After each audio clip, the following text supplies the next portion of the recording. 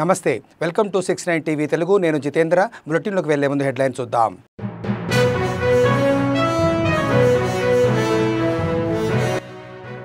OU ladies హాస్టల్లో 2 రోజులుగా నిలిచిపోయిన నీటి సరఫరా అధికారుల నిర్లక్ష్యానికి నిరసనగా రోడ్డుపై బైఠాయించిన విద్యార్థి సంఘాలు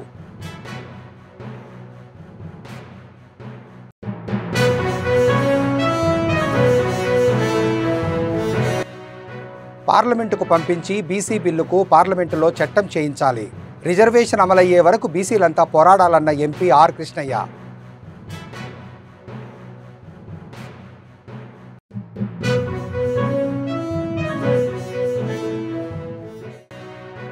బడ్జెట్లో తెలంగాణ ఉద్యమకారులకు అన్యాయం జరుగుతుంది ప్రభుత్వం స్పందించకపోతే గ్రామస్థాయి నుంచి ఉద్యమం ఉధృతం చేస్తామన్న జేఏసీ నేతలు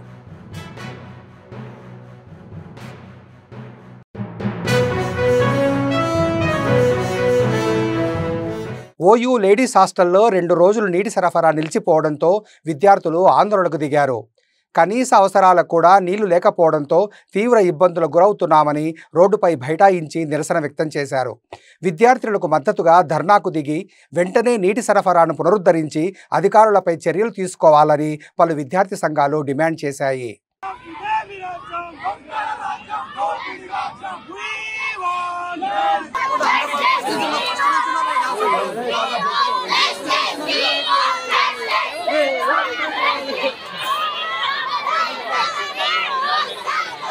శాసనసభలో ప్రవేశపెట్టిన బీసీ రిజర్వేషన్ల బిల్లును గవర్నర్తో ఆమోదముద్ర వేయించి పార్లమెంటుకు పంపించి చట్టసభలలో చట్టం చేయించాలని పార్లమెంటు సభ్యులు ఆర్ కృష్ణయ్య డిమాండ్ చేశారు గతంలో కాంగ్రెస్ హయాంలో కూడా బీసీ బిల్లును ప్రవేశపెట్టి తూతూ మంత్రంగా ఆమోదించారని గుర్తు చేశారు కేంద్రంలో బీజేపీ పార్టీ ఉండడంతో రాష్ట్రంలోని బిల్లు పంపించడం ద్వారా చట్టం ఏర్పడడానికి అవకాశం ఉంటుందని స్పష్టం చేశారు బీసీలంతా పోరాడి 42% రిజర్వేషన్లను పార్లమెంటులో చట్టం అయ్యేంత వరకు పోరాడుతూ ఉండాలని పిలుపునిచ్చారు మండల స్థాయి నుంచి జిల్లా స్థాయి వరకు ప్రతి జిల్లాలలో కమిటీలు వేయడం జరుగుతుంది ఇంకా ముందు ఇంకా మన బీసీలకు ఏది అన్యాయం జరిగినా కానీ ధర్నాలు కానీ రాస్తారోకోలు కానీ మనకు అన్యాయం జరిగిన ఏ దానికైనా కానీ ప్రతి ఒక్కరూ ముందుండి మనకు కావాల్సిన హక్కుల్ని కొట్లాడడానికి ప్రతి ఒక్కరు ముందుకొస్తున్నారు ఈరోజు తలకొండపల్లి మండలంలో ఉన్నటువంటి ప్రతి ఒక్క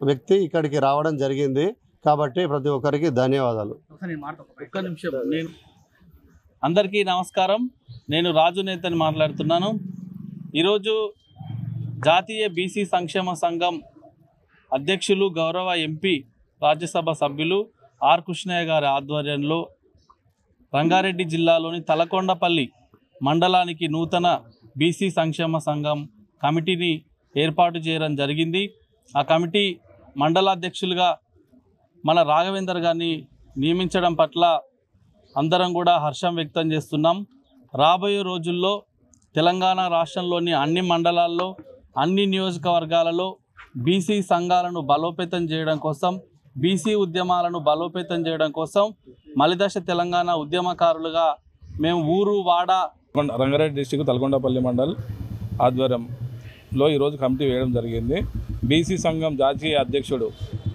రాజ్యసభ సభ్యుడు కృష్ణన్న గారి ఆధ్వర్యంలో అలాగే రాష్ట్ర కార్యదర్శి మణికంఠన్న ఆధ్వర్యంలో రాజన్న జేసీ వారి ఆధ్వర్యంలో ఈరోజు తలకొండపల్లి మండలం కమిటీ వేయడం జరిగింది బీసీ కమిటీ వేయడం జరిగింది అలాగే ఇంకో విషయం ఇది ఏదైతే మన అసెంబ్లీలో బీసీ చట్ట అమలైందో అది గవర్నర్ గారి ఆమోదం పొంది పార్లమెంటులో బిల్లు ఆమోదం పొందేంత వరకు ఈ బీసీ ఉద్యమం అనేది ఆగదు ఎలాగైనా మా బీసీలంతా ఏకమయ్యి ఒకతాటిపైకి తెచ్చి ఈరోజు ఏదైతే మొన్న వనస్థలిపురం హయత్ నగర్లో మా బీసీ విద్యార్థులు ఎలాగైతే తాళాలు వేసి అద్దెభవనాల్లో ఉంటున్నారో ఇలాగే ఇంకోసారి రిపీట్ అయితే మాత్రము మా విద్యార్థులందరినీ కూడా తీసుకుపోయి అధికార భవనాల తాళాలు వేసి మా విద్యార్థులందరం కూడా మేము మా బీసీలని ఏకతాటిపైకి తీసుకొస్తామని చెప్పి మనం చేసుకుంటాం కాంగ్రెస్ ప్రభుత్వం 2 దఫాలుగా బడ్జెట్ను ప్రవేశపెట్టినప్పటికీ తెలంగాణ ఉద్యమంలో పాల్గొన్న ఉద్యమకారులకు ఇప్పటి వరకు ఎలాంటి బడ్జెట్ను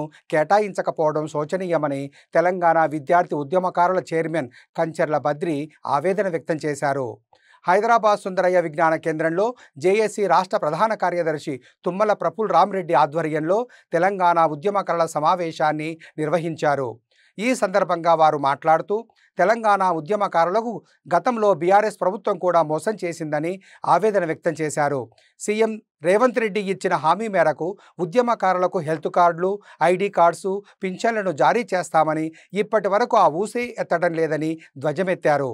కాంగ్రెస్ ప్రభుత్వం తక్షణమే స్పందించకపోతే కార్పొరేట్ ఎన్నికల వరకు ప్రతి గ్రామము, మండలము, జిల్లాల్లో ఉధృతంగా ప్రచారం చేసి నిరసనలు చేపడతామని హెచ్చరించారు. నా పేరు కంచర్ల బద్రి. నేను తెలంగాణ విద్యార్థి ఉద్యమకారుల చైర్మన్. తెలంగాణ ప్రభుత్వం ప్రకటించిన ఉద్యమకారులకు ఏదైతే 250 గజాల స్థలం కానీ, అదేవిధంగా గుర్తింపు కార్డులు కానీ, హెల్త్ కార్డులు కానీ, పెన్షన్ కానీ అలాంటి ఏర్పాటు చేస్తామని చెప్పారు. కానీ రెండు బడ్జెట్లు సమావేశాలు అయిపోయినాయి, ఇప్పటికీ వాళ్ళ ఊసే లేదు. కాబట్టి తక్షణమే ఉద్యమకారులకు ఇచ్చినటువంటి ఈ హామీలను నెరవేర్చాలని చెప్పేసి రేవంత్ రెడ్డి ప్రభుత్వాన్ని డిమాండ్ చేస్తూ ఉన్నాం. నా పేరు మార్వాడి సుదర్శన్, దళిత లిబరేషన్ ఫ్రంట్ రాష్ట్ర ప్రధాన కార్యదర్శి, తెలంగాణ ఉద్యమ జేఏసీ కోఆర్డినేటర్గా ఈరోజు రాష్ట్ర సమావేశం ఉద్యమకారులది. వాస్తవానికి 10 సంవత్సరాల కేసీఆర్ పాలనలో తెలంగాణ ఉద్యమకారులకు ద్రోహం చేశాడు. మరే కాంగ్రెస్ ప్రభుత్వం అన్న వారి యొక్క బడ్జెట్లో తెలంగాణ ఉద్యమకారులను గుర్తు చేస్తుందంటే ఊసే ఎత్తలేదు. పాత సారా కొత్త బాటళ్ళు అన్నట్టుగానే ఈ వ్యవహారం కనబడుతుంది. దీన్ని మేము ఖండిస్తున్నాం.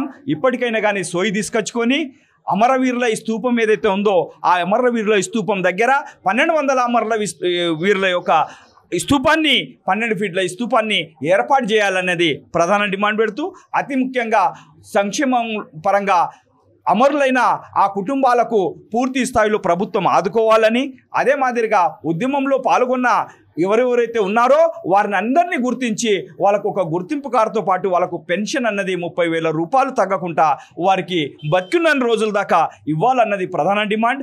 మరి అతి ముఖ్యంగా మేము జీహెచ్ఎంసీకి 2,654 కోట్లు కేటాయిస్తే 1,200 కోట్లే విడుదల చేశారని బీఆర్ఎస్ ఎమ్మెల్యే వివేకానంద అన్నారు.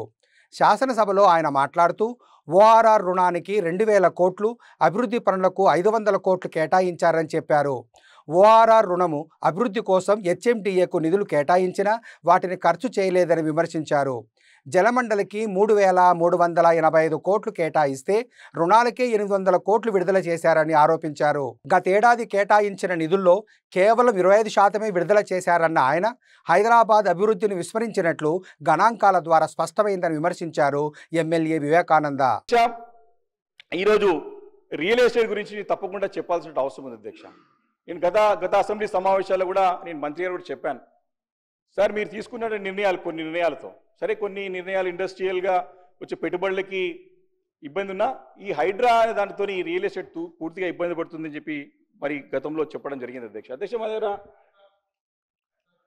వేణుగోపాల్ రెడ్డి అనే బిల్డర్ అధ్యక్ష, వారి సిస్టర్కి గత అసెంబ్లీ ఎలక్షన్స్లో ఫోన్ చేసి మనం ఈసారి మనం కాంగ్రెస్ పార్టీకి ఓటేయాలని చెప్పేసి వాళ్ళ సిస్టర్కి చెప్తే, సిస్టర్ ఎందుకు అని వాళ్ళ బ్రదర్ని అడుగుతుంది అధ్యక్ష, బిల్డర్ని. మనం మార్పు కావాలి అని చెప్పేసి ఆయన చెప్తాడు అధ్యక్ష. వేణుగోపాల్ రెడ్డి మొన్న చనిపోయింది అధ్యక్ష, ఆత్మహత్య చేసుకున్నాడు. మేము వారింటికి నేను, హరీష్ రావు గారు అందరం కలిసి వెళ్ళి అడిగినాం అధ్యక్ష. ఆమె అన్నది కొంపల్లి అధ్యక్ష, గుండ్లపోచంపల్లి, అది అందరూ కూడా తెలుసు. అడిగిన తర్వాత ఆ సోదరిమని చెప్తుంది, మా తమ్ముడు ముఖ్యమంత్రి అంటే రేవంత్ రెడ్డి గారి పేరు నమ్మకంతో మార్పు కావాలని చెప్పి నన్ను కాంగ్రెస్ పార్టీకి ఓటేయమన్నాడు. కానీ వాడి మార్పు వాని ప్రాణాన్ని తీసుకోవడం వరకు వస్తుందని చెప్పేసి మేము ఊహించలేదని చెప్పేసి తన బాధను వ్యక్తం చేసింది అధ్యక్ష. నేను ఆ స్టేట్మెంట్ కూడా ఎందుకు చెప్తున్నానంటే అధ్యక్ష, ఆ స్టేట్మెంట్ కూడా నేను మీ ద్వారా వారికి పంపిస్తాను అధ్యక్ష, చూసుకోమని వచ్చే అధ్యక్ష. దాని గురించి నేనేమంటాను అధ్యక్ష, కొన్ని నిర్ణయాలు ప్రజల్లో వచ్చేటువంటి రివర్స్ ప్రజల్లో వచ్చే ఇబ్బందుల గురించి వారు చెప్పాల్సిన అవసరం ఉంది కాబట్టి నేను చెప్తాను అధ్యక్ష.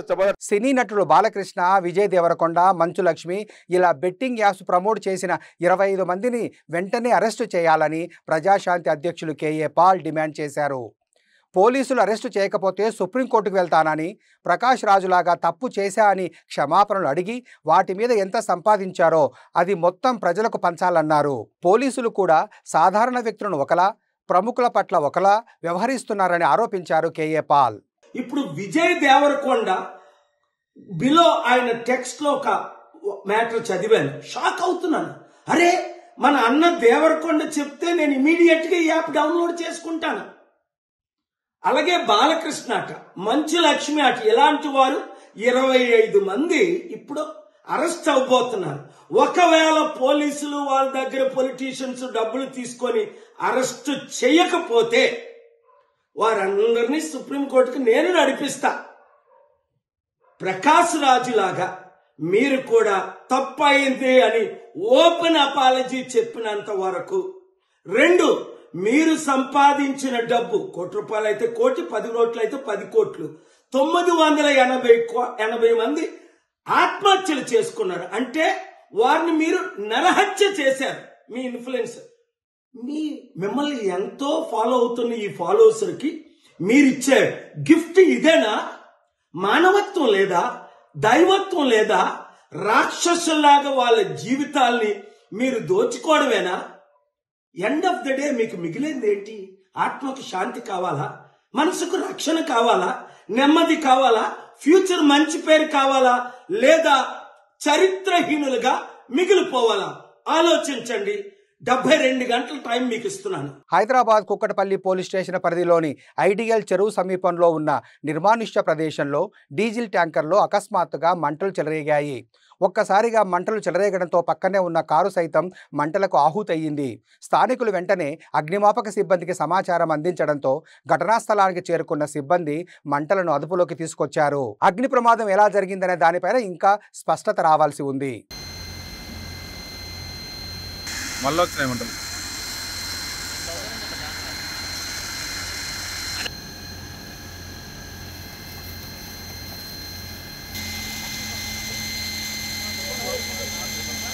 హైదరాబాద్ అల్విన్ కాలనీ డివిజన్లోని శ్రీ కోదండరామస్వామి దేవస్థానంలో 3వ వార్షికోత్సవ బ్రహ్మోత్సవాలు ఘనంగా జరుగుతున్నాయి. దీనిలో భాగంగా ఆలయ కమిటీ ఆధ్వర్యంలో నేడు నిర్వహిస్తున్న వేడుకలలో ఎమ్మెల్యే మాధవరం కృష్ణారావు ముఖ్య అతిథిగా పాల్గొని స్వామివారికి ప్రత్యేక పూజలు నిర్వహించారు.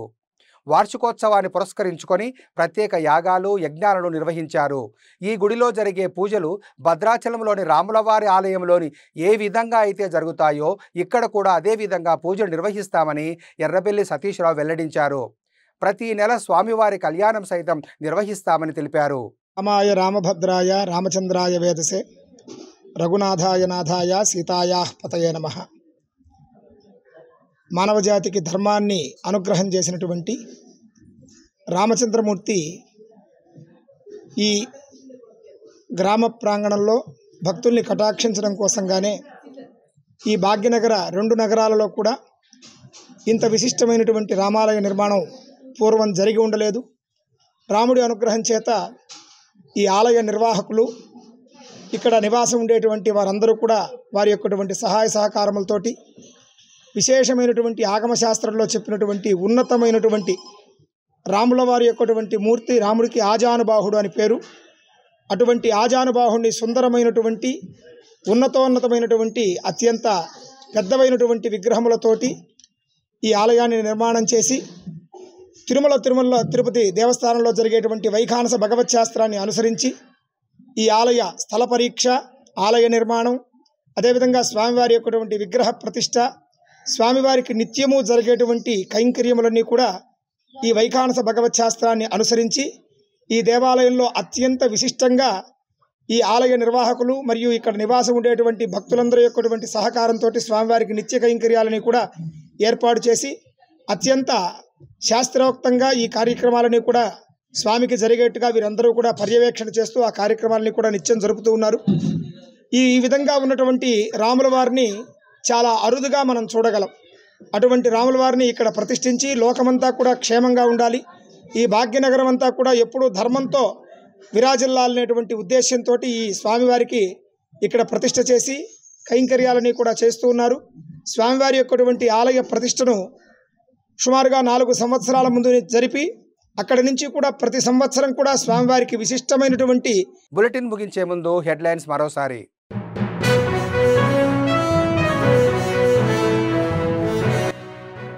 ఓయూ లేడీస్ హాస్టల్లో 2 రోజులుగా నిలిచిపోయిన నీటి సరఫరా. అధికారుల నిర్లక్ష్యానికి నిరసనగా రోడ్డుపై బైఠాయించిన విద్యార్థి సంఘాలు.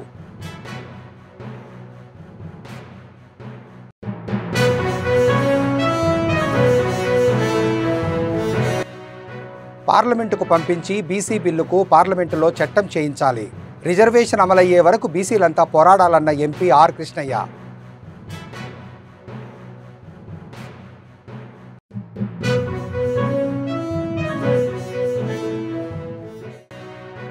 బడ్జెట్లో తెలంగాణ ఉద్యమకారులకు అన్యాయం జరుగుతుంది. ప్రభుత్వం స్పందించకపోతే గ్రామస్థాయి నుంచి ఉద్యమం ఉధృతం చేస్తామన్న జేఏసీ నేతలు.